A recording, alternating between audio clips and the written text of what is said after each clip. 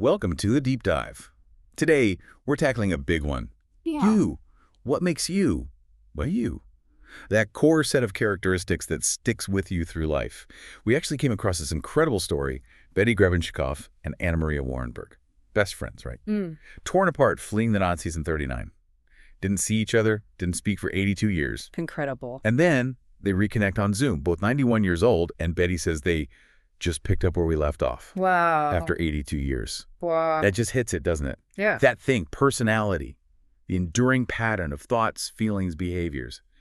How you adapt, it's that unique, lasting core. It really does. I mean, think about it. War, moving continents, 80 years of life. And yet something fundamental was still there, recognizable. So that's our mission for you today, a quick tour of the big ideas about that core. Right. We'll start with some classic theories, some, frankly, a bit shocking ones. Then we'll get into the modern stuff, the models that science actually uses now to understand, who we are and how it connects to things like health, success. The goal is really to give you those aha moments, get you quickly up to speed on the main ways psychologists think about personality. Okay, let's dive in. We kind of have to start with Freud, right? The psychodynamic view. Yeah. Controversial, definitely, but influential. Yeah. The big idea. Personality is mostly unconscious. That's the core of it, yeah. For Freud, what you see on the surface, your behavior, that's just a symptom. The real drivers, the forces shaping you are deep down, and not just forgotten, but actively kept out of awareness because they're too threatening, too unacceptable. Frightening, you said earlier. Exactly. So understanding personality means digging into these hidden conflicts, often rooted, he thought, in early childhood experiences and these sort of raw, primal drives, sexual, aggressive. But, I mean, so much of Freud's specific stuff, especially his views on women, has been well rejected. Why still start here? Is his model useful today? It is, I think, because it gave us a language for internal conflict and this idea of psychic energy. He used that nice analogy. Personality is like an iceberg. Right, most of it's underwater. Precisely. The vast hidden part, the unconscious, that's the MD. Pure, raw drives. Sexual energy, he called it. It runs entirely on the pleasure principle. It wants what it wants right now. Instant gratification. No concern for reality or consequences, just want. Okay. Then there's the ego. Right, the ego. This part is partly conscious. Its job is to navigate the real world. It operates on the reality principle, trying to satisfy the id's urges in ways that are actually possible and, socially acceptable. It's the mediator. Between the ID and, what was the third part? The superego. Sounds strict. It is. The superego is your conscience, basically. The internalized rules of society, parents, your sense of right and wrong. It's the harsh internal judge. While the MI just wants and the ego tries to manage, the superego is all about morality. So I'd wants the cookie. Superego says, no, cookies are bad before dinner. And the ego has to figure out how to maybe get a cookie later. Kind of, yeah. And when these three clash, which they constantly do, that creates anxiety. Ah, okay. So how does the ego handle that constant battle, that anxiety? Yeah, through defense mechanisms. These are basically unconscious tricks the ego uses to reduce anxiety by distorting reality. Unconscious tricks, like what? Well, the main one Freud talked about was repression. Just pushing unacceptable thoughts or impulses completely out of your awareness, like pretending they don't exist. Okay. But there's research on others that's quite compelling today. Take projection, seeing your own unwanted feelings in someone else, and reaction formation, where you turn an unacceptable impulse into its exact opposite. You mentioned a surprising finding here. Yes, related to homophobia, research has found that strong anti-gay bias often correlates with unconscious same-sex attraction in the person holding the bias. Really? Yeah. The idea is the person's own impulse feels so threatening, thanks to the superego, maybe, that the ego uses reaction formation, turning attraction into strong opposition and projection, seeing that threat in others. It's a powerful example of these mechanisms potentially operating even if we don't buy Freud's whole system anymore. That is fascinating and unsettling. Okay, so that naturally leads us to people who revised Freud, who pushed back, especially on things like anatomy is destiny. Absolutely. Karen Horney, for example, she flat out rejected that idea, arguing you have to look at social and cultural factors. She thought the core human drive wasn't sex, but the need for security. And she really focused on how society could undermine women's confidence. Makes sense. And then there was Alfred Adler. He shifted the focus too, right? Right, completely. Adler's individual psychology said the main motivation isn't pleasure, it's striving for perfection, for superiority, overcoming feelings of inferiority. Inferiority. So that's where compensation comes in. Exactly. You feel weak or inferior in one area, maybe physically, maybe socially, so you work extra hard to excel somewhere else to make up for it. He also talked a lot about birth order, middle children being ambitious. Oh, yeah, I've heard that. Is there anything to it? Well, it's a popular idea, but our sources are pretty clear. Modern research shows birth order doesn't reliably predict personality traits. Interesting theory, but not much evidence behind it. Okay, good to know. So moving from these darker drives towards striving, Yeah. that feels like a step towards the humanistic perspectives, a much more positive view. Definitely. This was a major shift. Think Maslow, Carl Rogers. They emphasize our capacity for growth, positive qualities, free will. Maslow, hierarchy of needs. Yes, and at the top, self-actualization, that drive to become everything you're capable of being, your full potential. He studied people he thought achieved this, like Einstein, Eleanor Roosevelt, maybe Malala Yousafzai today. What do they have in common? He saw them as spontaneous, creative, accepting of themselves and others, often having these profound moments of joy or connection he called peak experiences. And Carl Rogers, he focused more on the conditions needed for that growth. Exactly. Rogers believed we all have this potential, but we need the right environment. The key ingredient, unconditional positive regard. Meaning being loved no matter what. Pretty much. Being accepted, valued, treasured for who you are, regardless of your behavior or mistakes. He argued that a lot of unhappiness comes from living under conditions of worth. Conditions of worth. Yeah, the feeling that you're only worthy of love or respect if you meet certain standards, if you get good grades, if you're always polite, if you make a lot of money, whatever it is.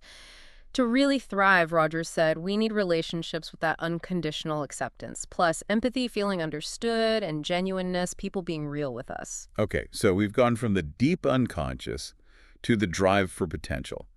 Now let's talk about the approach that really dominates personality psychology today. The trait perspectives. This tells us how we tend to behave, right? It started with someone reading the dictionary. Sort of. Gordon Allport. He and a colleague literally went through an English dictionary and pulled out every word they could find that described a personality characteristic. Ended up with something like 18,000 words initially. Wow. Then they refined it down to about 4,500. The real breakthrough came later with statistical techniques, mainly factor analysis. Researchers could see which of these thousands of words tended to cluster together. Like, people described as sociable were often also described as fun-loving and outgoing. So they looked for patterns. Exactly. And boiling all that down, they consistently found 5 broad dimensions, 5 major factors that seem to capture the landscape of personality pretty well. That's the 5-factor model, or the Big Five. Which we remember with the acronym OCEAN. Let's break that down. O is for openness to experience.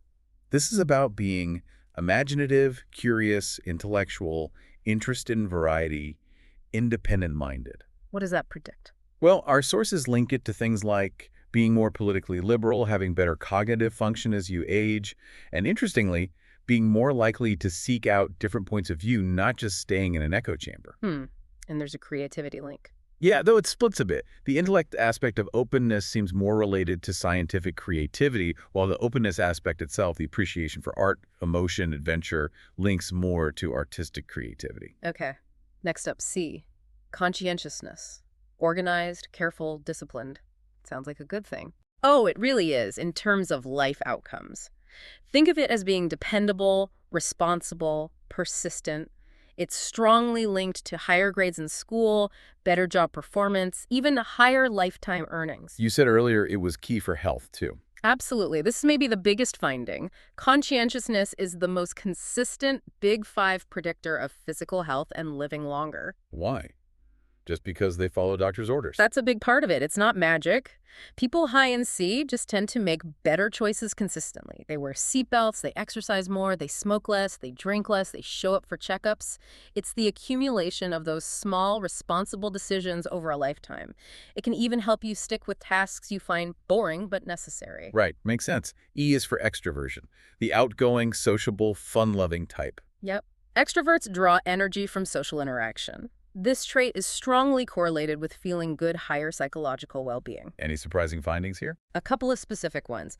Extroverts tend to post more selfies online. And quite remarkably, during the COVID-19 pandemic studies, extroversion was the only big five trait that predicted people were more likely to go out and socialize against lockdown orders. Wow, that drive for stimulation is powerful. It really seems to be. Okay, A is agreeableness.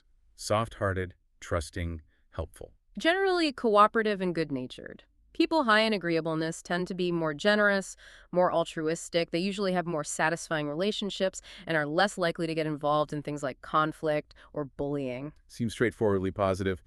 And finally, neuroticism. This is about emotional stability, right? Yeah. Calm versus anxious. Exactly. High neuroticism means you tend to experience negative emotions more frequently and intensely: anxiety, anger, sadness, vulnerability. It's strongly linked to lower well-being and a higher risk for various psychological disorders. But you mentioned a twist during COVID. Yeah, kind of counterintuitive. On average, levels of neuroticism actually decreased a bit during lockdowns in some studies. Maybe less social pressure, less commuting chaos. Huh.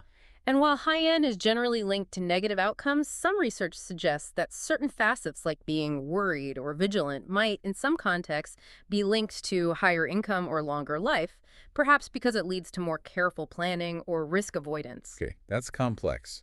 Now, we have to talk about that finding you mentioned earlier, the intersection of trace and prejudice. Yeah. You said openness and agreeableness predict less prejudice, which makes sense. But conscientiousness. Right. This is a really puzzling and important finding from the research. Consistently, studies show that higher conscientiousness is positively related to anti-Black prejudice. And this holds true regardless of the person's political ideology. So being organized and diligent is somehow linked to prejudice. Yeah. That feels wrong. It challenges simple assumptions, doesn't it? The researchers don't suggest conscientiousness causes prejudice directly. One interpretation offered is that people very high in conscientiousness have a strong preference for order, structure, predictability. They might perceive social diversity or challenges to the status quo as messy, disruptive, threatening that order. So it's less about the diligent part and more about the likes things neat and tidy part, potentially misfiring in a social context. That seems to be the leading idea. It's a complex relationship we're still trying to understand, but it definitely shows that traits don't always operate in simple good or bad ways across all situations. Okay. So given how much these traits predict, are we just locked in? If I'm, say, low on conscientiousness now, am I just doomed? Not at all. That's a key point. While traits are defined by their enduring nature, they aren't set in stone forever. There's significant evidence for personality change, especially between age 20 and 40. Change in what direction? Generally, towards what researchers call greater psychological maturity. On average, people tend to become more conscientious, more agreeable, and less neurotic, more emotionally stable as they move through young adulthood into middle age. Extroversion also shows some tendency to increase early on. So we tend to mellow out and get more responsible. In a nutshell, yes. And there's even research suggesting people can intentionally try to change their traits. One study had people do a 10-week intervention aimed at boosting conscientiousness or lowering neuroticism. Did it work? Participants reported feeling they'd changed successfully on both. Interestingly, outside observers only really noticed the changes in conscientiousness. So self-directed change might be possible, perhaps easier for some traits than others, but it's likely a challenging process. Okay, let's bring this home. How does all this play out in everyday life, particularly health and success? We talked about conscientiousness and good habits. Right, those lifestyle choices are huge. But it's not just behavior, it's also about belief. The sources really emphasize self-efficacy. Self-efficacy. Yeah. That's the belief you can actually do something. Exactly. It's your confidence in your ability to tackle a task and succeed, to make positive changes. There was a great study on smoking cessation. Tell me about it. Okay, so they had smokers who wanted to quit. One group just got the standard treatment. Another got no treatment. A third group got the treatment. Plus, they were specifically told they showed signs of having great potential to quit smoking. Boosting their self-efficacy. Precisely. And guess what? That group, the ones told they had potential, were significantly more likely to actually quit and stay smoke-free compared to the others. Just boosting that belief made a real difference. It shows how a personality-related factor, your belief in yourself, can directly drive health outcomes. That's powerful. But on the flip side, some personality patterns seem actively bad for your health, especially heart health. Yes, definitely. The classic one is the type A behavior pattern. Think highly competitive, ambitious, impatient, often hostile. The classic stressed out executive. Kind of, yeah. And decades of research pinpointed the toxic ingredient. It's not the ambition or the hard work, it's specifically the hostility component that strongly predicts coronary heart disease. Just being angry and cynical? Essentially, yes. That chronic hostility seems to take a toll on the cardiovascular system. And then there's a related, maybe less well-known pattern, type D, DD4. distressed. People with type D personality tend to experience a lot of negative emotions like neuroticism, but they also tend to suppress those emotions and avoid social contact. They're socially inhibited. So anxious and withdrawn. Right. And that combination is linked to significantly worse outcomes after a cardiac event, like a heart attack. Research suggests a 3-fold increased risk of adverse cardiovascular events for type D individuals.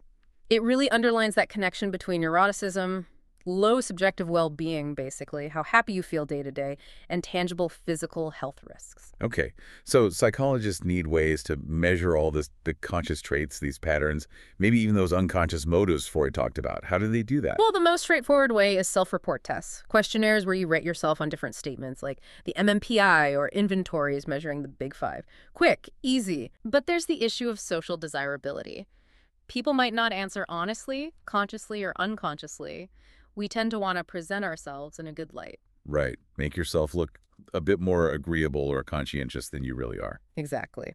So to try and get around that, especially for tapping into deeper, maybe unconscious motives, psychologists sometimes use projective tests. Like the ink blots. Rorschach. That's the most famous one, yes. The idea is you're given something ambiguous, an ink blot, a vague picture, and asked what you see or what story it tells. Because the stimulus is neutral, the theory is that your answer projects your own hidden feelings, conflicts, or motives onto it. Does that work? Is it reliable? The Rorschach is pretty controversial in terms of reliability and validity for diagnosing disorders. But another projective method, the thematic apperception test, TAT, or now often called the picture story exercise, PSE, is used quite a bit in research. How does that work? You're shown pictures, usually of people in ambiguous situations, and asked to tell a story. What's happening? What led up to it? What are people thinking and feeling? What's the outcome?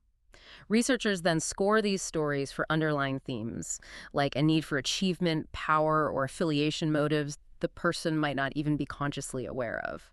Interesting. So trying to get at the deeper step. Okay, before we wrap up, we should touch on the biology. This isn't just psychology floating in the air, right? It connects to the brain. Absolutely critical point. Personality has biological roots. We mentioned Eysenck earlier. Right. Extroverts being under-aroused, introverts over-aroused. Exactly. His idea was it's about baseline levels of cortical arousal. Extroverts seek out parties, noise, excitement to get their brain activity up to an optimal level. Introverts are naturally more aroused, so loud parties feel overwhelming. They seek quieter settings to bring their arousal down. And that links to brain chemistry. You mentioned Gray's theory, BAS and BIS. Right. Jeffrey Gray's reinforcement sensitivity theory. Think of two key brain systems.